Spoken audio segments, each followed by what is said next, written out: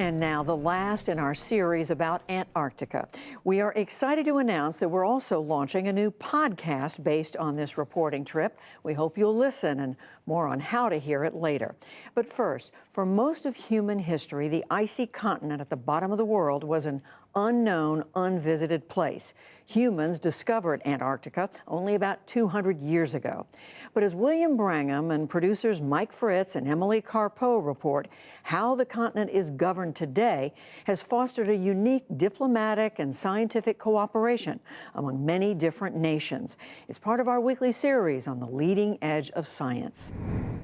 There's no place further south on Earth than Antarctica, a virtually uninhabited continent covered almost entirely by ice. There's no indigenous human population, no official government, not even a single paved road. It was the last place to explore. Alexandra Eisern is the head of Antarctic Sciences for the National Science Foundation, which also supports some NewsHour reporting. She points out that for thousands of years, humans never even set foot on the continent. But how we found this place and how it's governed today is far different than anywhere else on Earth. It's an excellent example of international coordination and cooperation. The first humans to actually come to Antarctica were likely hunters chasing whales and seals in the early 1800s, hoping to kill them for their pelts or boil them down for their oil. So there was a real economy built around whaling. Once those mammals were discovered here, it set off something of an Antarctic gold rush.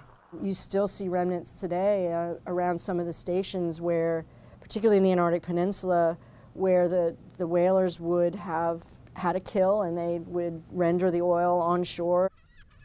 Relics of this once booming industry are scattered across the continent. This was a former British and Norwegian whaling station.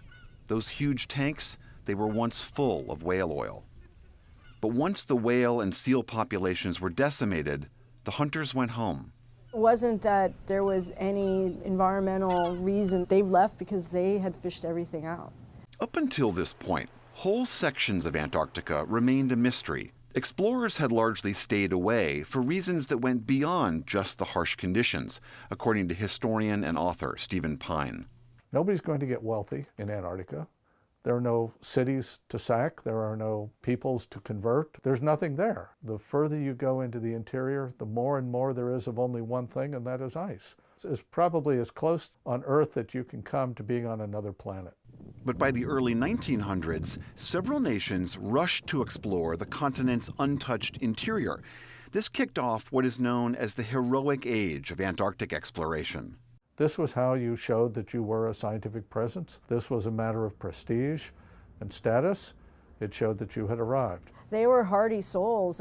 We still have the historic huts that they used, and their clothes and everything are still there. It's a miracle they made it through any winter with what they were wearing.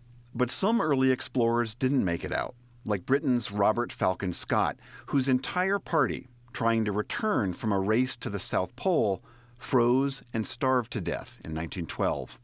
Antarctica proved exceptionally tricky because all of the things that centuries of exploration by the West had relied on, having native peoples as guides, being able to follow rivers, being able to identify mountains, all of the sorts of markers of exploration and the indices that you had succeeded disappeared. But perhaps the most famous stories about Antarctica are not stories of discovery. They're stories about incredible feats of survival.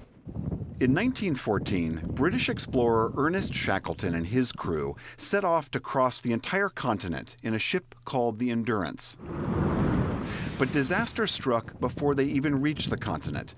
The Endurance was trapped by the sea ice that encircles Antarctica. It's one of these stories where you think the worst has happened and nothing else can go wrong, and then it does.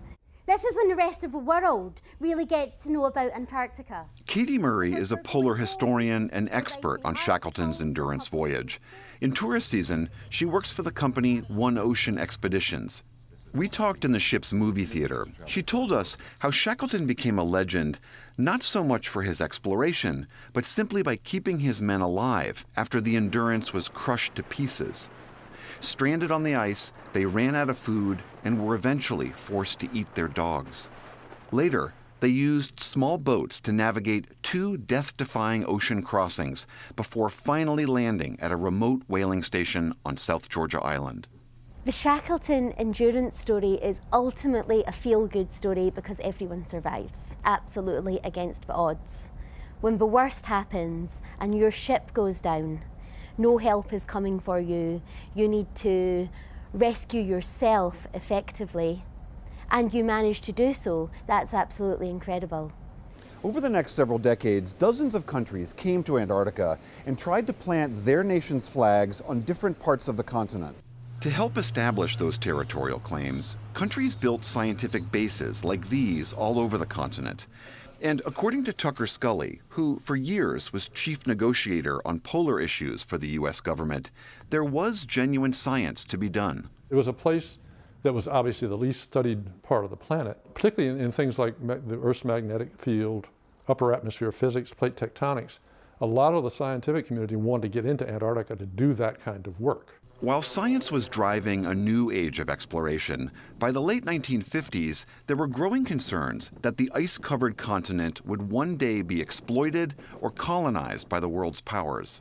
So in the 1960s, at the height of the Cold War, 12 nations, including the U.S. and the Soviet Union, hammered out a dramatic breakthrough: the signing of the Antarctic Treaty.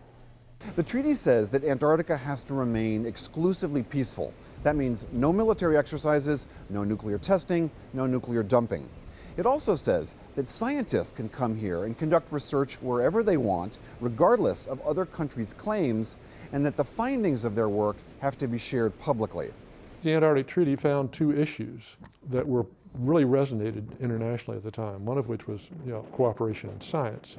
And secondly, even between 2 extreme adversaries like the Soviet Union and the United States, you could in fact create areas that were off limits to military activities. And it worked, and continues to work. Evan Bloom is currently America's top diplomat for the Arctic and Antarctic. He says the sheer difficulty of doing anything in Antarctica helps strengthen international cooperation. In these remote places, you have to support each other and share logistics and food and all sorts of other things to make it all work out.